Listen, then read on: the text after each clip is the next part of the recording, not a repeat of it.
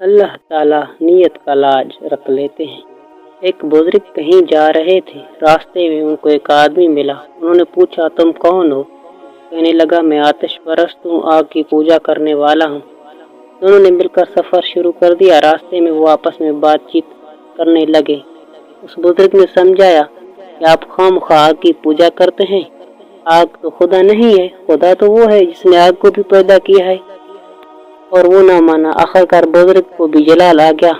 انہوں نے فرمایا کہ اب اچھا ایسا کرتے ہیں کہ آگ جلاتے ہیں اور دونوں ہی اپنے اپنے ہاتھ آگ میں ڈالتے ہیں۔ جو سچا ہوگا آگ اس پر کچھ اثر نہیں ہوگا، اور جو جھوٹا ہوگا آگ اس کے ہاتھ کو جلا دے گی۔ وہ بھی تیار ہو گیا۔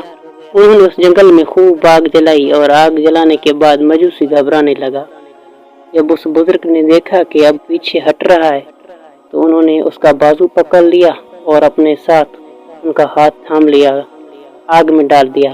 بزرگ کے دل میں پکا یقین تھا کہ میں مسلمان ہوں اور اللہ تعالیٰ میری حقانیت کو ضرور ظاہر فرمائیں گے، جس سے دین اسلام کی شان و شوکت بھی واضح ہو جائے گی۔ لیکن اللہ کی شان کہ نہ اس بزرگ کا ہاتھ جلا اور نہ اس آتش پرست کا۔ وہ آتش پرست بڑا ہی خوش ہوا، اور یہ بزرگ دل میں بڑے رنجیدہ ہوئے کہ یہ کیا کا معاملہ ہوا۔ چنانچہ وہ اللہ تعالیٰ کی طرف متوجہ ہوئے اور عرض کیا، اے اللہ، میں سچے دین پر تھا، آپ نے مجھ پر تو رحمت فرما دی کہ میرے ہاتھ کو محفوظ فرما لیا۔ یہ آتش پرست جو جھوٹا تھا، آگ اس کے ہاتھ جلا دیتی۔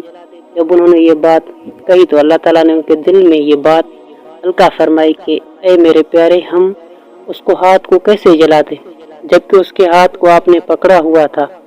سبحان اللہ، اللہ تعالیٰ نے نسبت کی یوں لاج رکھ لیتے ہیں۔